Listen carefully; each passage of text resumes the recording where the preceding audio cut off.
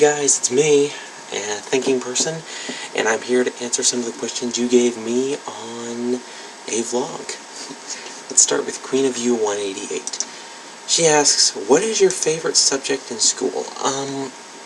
I would say my two favorite subjects are anything to do with history, and since I don't have a history class this year, probably world geography.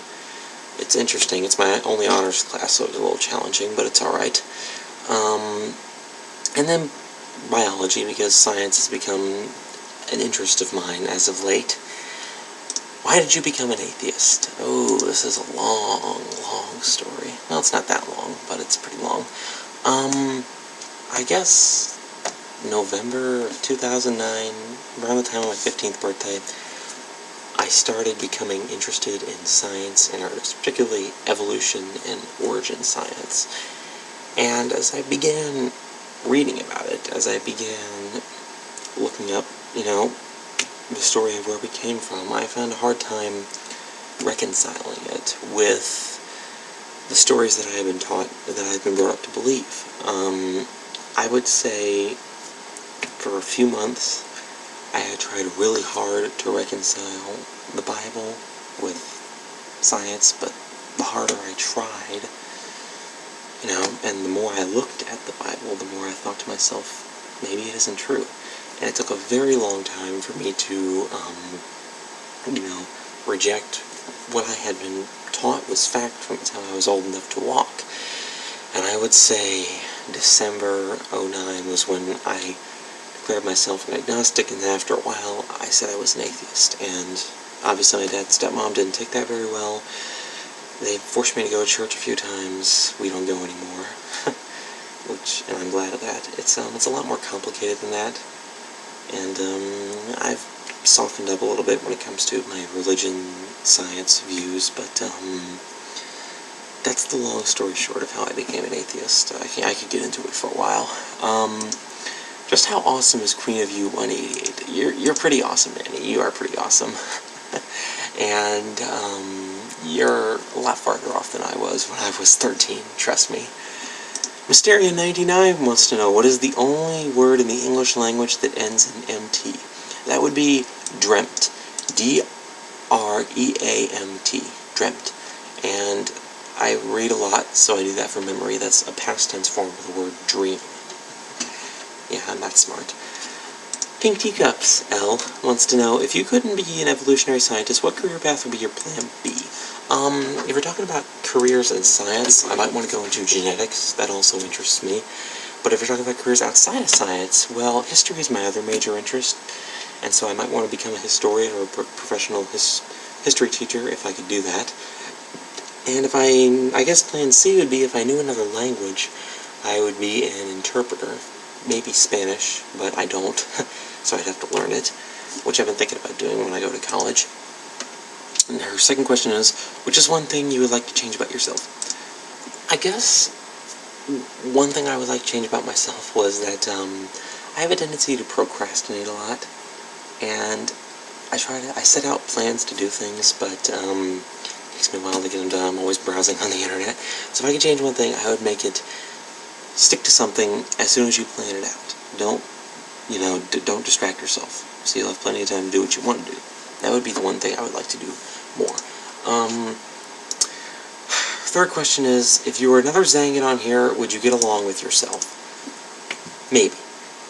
The first few months I was here, I had just become an atheist, so I was sort of, formulating my views on religion. I was kind of hostile back then. So if I was a Christian, I wouldn't get along with myself because I was, kind of very, very blunt about my views. Of course, I've moderated out a little bit. I've started to lose interest in the whole debate, so I guess right now I would get along with myself okay. But I am kind of a jackass. Her fourth last question is, what's my favorite food? That's an inside joke between me and her. My favorite food, I like cheese pizza a lot. I've had it a lot, so it's sort of gotten boring, but I still like it, and I guess that would be my favorite food. And I also like pasta, macaroni and cheese, and green apples, I would say, though, is the food that I really, really like, that I have at least one every day. An unconventional butterfly has a mathematical question for me. Rainforests cover only a small part of the Earth, but they are home to more than half of the world's plants and animals. It is estimated that rainforests are cut down at the rate of 100 trees in a minute. At this rate, how many are cut down every 24 hours? Every week. Explain your answer. Well, there are 60 minutes in an hour, 24 hours in a day. So, there are 100 trees cut down a minute. 100 times 60 is 6,000. So, it means 6,000 trees are cut down an hour. 6,000 times 24 is 144,000. So there are 144,000 trees cut down in a day. 144,000 times 7 is 1,008,000. So there are 1,008,000 trees cut down a week. Wow. We have a crisis on our hands. Thank you for the question, Unconventional Butterfly. Nuclear BB wants to know, if I had $1 million, what would I do with it? I would spend at least $100,000 or $200,000 on my college education, because I'm a little worried as to how I'm going to pay for it if I want to go to a nice school. And then the rest of it, probably, you might want to, you might call me not very imaginative for this, but I'd say financial security. That'd be enough to afford an apartment for at least 20 or 30 years. So I would take that into account. And then, of course, I'd buy a few things for myself. Books, video games, things along that line. And I wouldn't really want anything extravagant, because, if I got $1 million in the lottery or something, the government would probably take half of it. It is all gravy wants to know, if I had to choose one theistic religion to follow, which would it be? We're just going to pretend that I don't have my really high standards of evidence for theism, belief in God. So, I'm going to say that, if you count the Eastern religions as theistic, if you count Buddhism as a religion, if it's theistic, I might want to try that out, or maybe Hinduism, just because I don't know a lot about Eastern religions, so that might be an interesting experience. Western religions, of the major ones, I would probably choose Judaism, just because atheists and agnostics, some Jews are atheists and agnostics, so that would be interesting.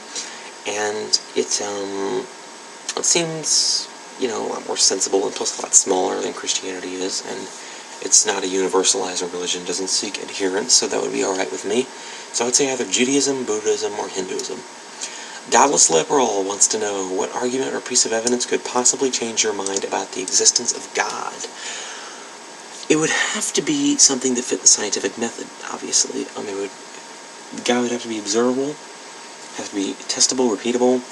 The evidence would have to be submitted to a peer-reviewed journal, obviously.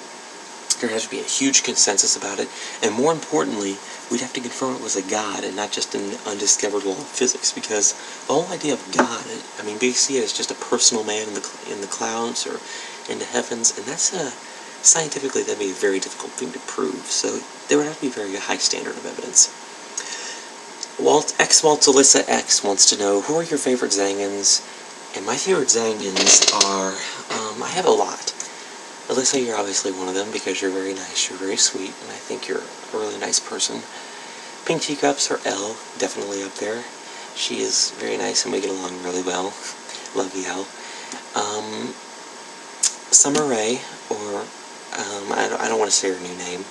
You know her as Words and Thoughts. She's always been very nice to me, and she's a pretty cool girl, or woman, as she probably want me to call her. And I like talking to her. She's very nice to me. So I like her. It is all gravy. Guy's hilarious. He's a pretty cool dude. Got Asperger's just like me, so I have a lot in common with him. So, gravy, you rock. You're a Cubs fan, but I won't hold that against you. And there are a few others. Let's see. I think those are all the ones that I can think of off the top of my head. I have a lot of people I like on Xanga, so, asking me to choose some would be difficult.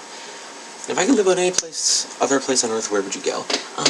Well, being the dyed-in-the-wool, liberal, atheist, partial socialist that I am, I would say one of the Scandinavian countries in Europe, maybe Sweden, Norway, or Denmark, maybe Finland, maybe the United Kingdom, and probably not Ireland. It's too religious for me. Probably not France, because, as an American, I'm sort of required by law to hate France. A lot of places. Yeah, definitely a place with, very high liberal and a very high atheist and agnostic population. And, your last question is, what would your weapon of choice be in a food fight? I would say soup of some kind, just because it can smell really bad if you get it on you, and that would be pretty devastating to whoever I'd be fighting with. What is your most treasured possession? Flan OO asks. My most treasured possession? Well, I wouldn't want to say I have one, but I do have this one bunny called Flopsy that I've had since I was born, since 1994, and I love that guy, even though he's in a box at my grandma and grandpa's house. I would say that's my most treasured possession. Who is someone that you have never met and admired greatly? I would say Carl Sagan, just because after watching Cosmos, his attitude towards the universe, his skepticism, it's really had a profound influence on the way I think. So I would say Carl Sagan is right up there. Do you consider your life to be routine? Why or why not? For the most part, yes, I would consider my life to be a routine, because I get up at 5:40 in the morning, I have breakfast, I go out, I go to school, I come home, I put off my homework for a while, I browse on Zanga and on a few other sites, and that's my routine most of the time. I'm trying to squeeze in volunteer hours there too, but you know. And Dude, This World Sucks has a lot of questions. If you had to choose another century or era to live in, what would it be? Even though I don't agree with a lot of the social attitudes, I would like to live in probably ancient Rome, because I would like to see the events firsthand.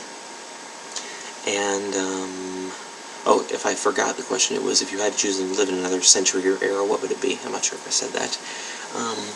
And the Enlightenment would be an interesting time to live in. The first seeds of atheism and agnosticism came about during that time, so that would be an interesting era to live in. And, those are all I can think of off the top of my head. Possibly ancient Greece, just so I could change the way they thought, because, if they had technology to do an industrial revolution. If you killed off Aristotle or Plato, and you changed the way Greeks thought, they could probably have advanced society by 2,000 years, but I would never do that. If you could safely see any other planet from up close, what would you want to see?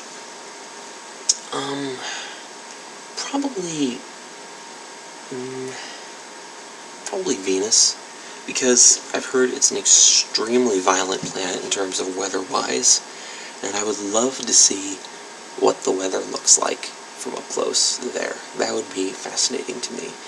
And I think Venus is also, up until we found Mars, it would be a candidate for habitability.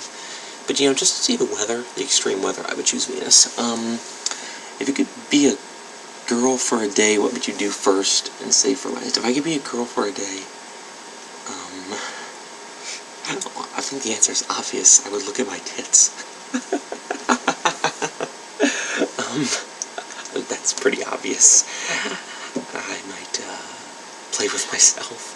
I know that's dirty, but come on, guys, be honest, you would too. But some other things I would do, I would see how people perceive me with, my opinionated self. Because, opinionated women tend to be stereotyped as, feminist, lesbian, virgins, and, I'd be curious to see how I'd be perceived by the average guy. And I would like to go out and see if I was hit on or not, if I would be attractive. And what would I do last? I don't know about that, to be honest. What are 5 words that best describe you? 5 words that best describe me. I would say skeptical, introverted, knowledgeable, because I am about some things, curious, and if you get to know me, friendly, but I don't talk a lot, so, Who in your family are you closest to? I would say my mom, just because what can I say, me and her are really close. I mean, I love my dad, and I love all my other sides too, but my mom, there is something about her that I just feel so incredible. I couldn't live without her. I love my mom so much.